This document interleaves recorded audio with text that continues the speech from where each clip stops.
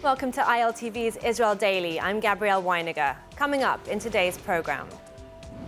Rescue workers continue to search for survivors of the devastating earthquake that hit Turkey and neighboring Syria. Israel sends out a humanitarian aid delegation for assistance in what's been dubbed Operation Olive Branches. And finally, the Israeli Foreign Ministry looks to a football superstar to promote peace with Saudi Arabia.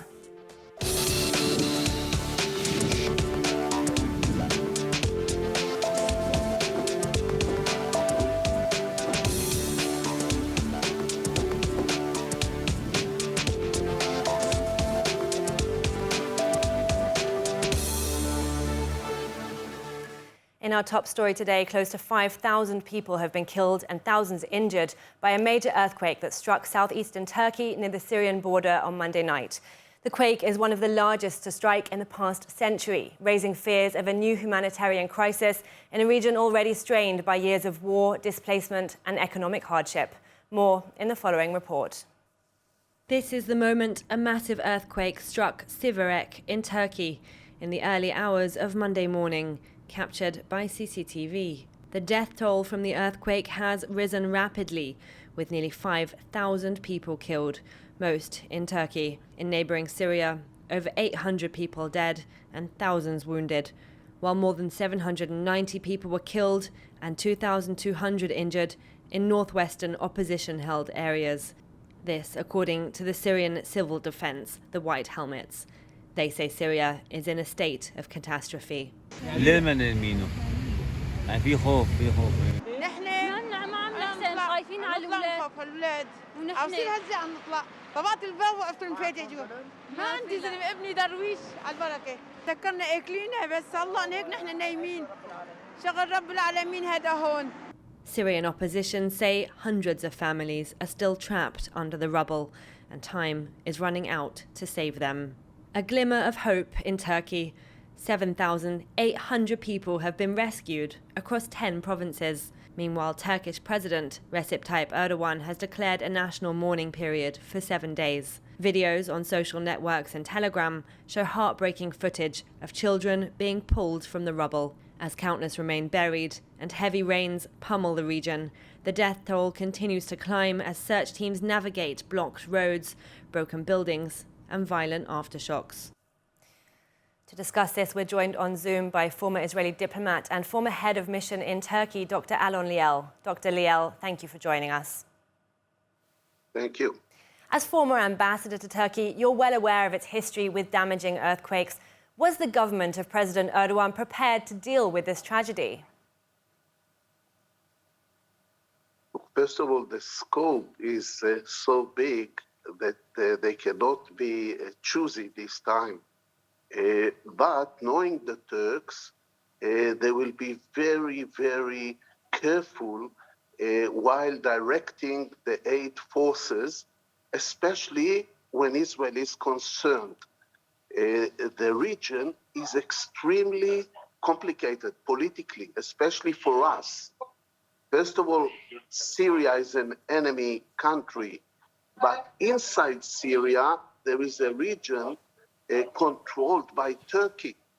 And I'm sure they will not allow us reach this area. Also, it's the south of Turkey and the eastern part of the region of the earthquake is Kurdish and the western part is Turkish. So we will have to be very careful in coordinating the location of the Israeli aid. Yes, indeed, careful coordination. But Israel and Turkey have recently improved ties after years of tension since the Mavi Marmara flotilla incident. Is quick and meaningful Israeli assistance at this time likely to improve ties? It is true that we exchanged ambassadors, but we are after 13 years of an ongoing crisis between the two countries. And the relations are in a very initial stage. During these 13 years, there was a huge change in public opinion toward Israel. If in 1999 we came to a very friendly country with our aid, this time the country is very, very different. So, and also the region and the weather.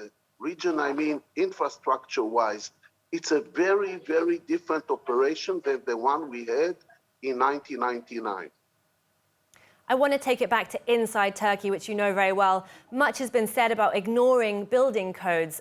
Could Turkey have done anything to avoid this or take any meaningful or costly steps that would have mitigated this tragedy? I'm not sure I heard the whole question. Could they have done anything to avoid it? Inside Turkey, you mean? This is a very sad question, I think, because in 1999, what they discovered is that a lot of the damage and many of the casualties were a result of corruption. There were buildings that just collapsed completely, a nearby building in which nothing happened. And when they investigated, they saw that there were several constructors that were corrupt, I mean, with the authorities, with the local authorities, and there were a lot of trials, and it led to a huge social, internal, political crisis. And I don't know what happened this time, but Turkey should know much better how to handle the situations because it had so much experience in the last 25 years. Yeah, a lot of experience. They have elections coming up in a few months as well.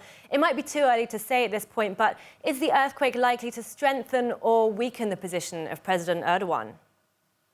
Yeah, I think we will know only in few months because after the Istanbul earthquake, it took them about half a year to understand the scope of the corruption. If they will discover this time that corruption was behind the collapse of hundreds of buildings, it will cost Erdogan dearly. But I'm not sure this is the case. I'm not sure at all. It has to be thoroughly investigated. We'll wait on that investigation. Former Ambassador Alon Liel, thank you very much for this update. Thank you. The Israeli search, rescue and medical team of 150 people have arrived in Turkey. The team landed in the city of Adana in coordination with Turkish authorities and have headed to a designated area in a hopeful search for survivors. ILTV's Steve Leibowitz reports. Ahead of the flight from the Netavim Air Base in southern Israel, the delegation to earthquake-stricken Turkey prepared its equipment and supplies.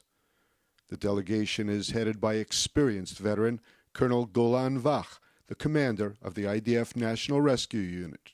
Our goal is to save lives. We believe that life could be saved still in this time slot.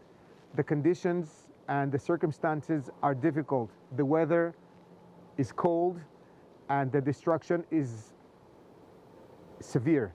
Vach said it was the unit's 31st expedition in the past 40 years and vowed that the Israeli team will do its best to save lives and help the Turkish people. We believe that if we shall coordinate and collaborate with the Turkish government and emergencies, we could still find lives, and I hope that it shall be so.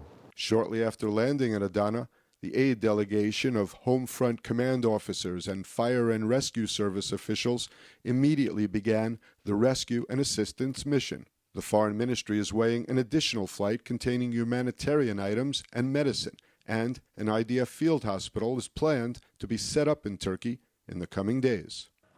We're joined now by someone who helped private and military Israeli humanitarian aid workers prepare to arrive in Turkey. Happy to introduce Dr. Nir Bohms joining us by Zoom. Dr. Bohms, thank you for being here. Good to be here. Take us to the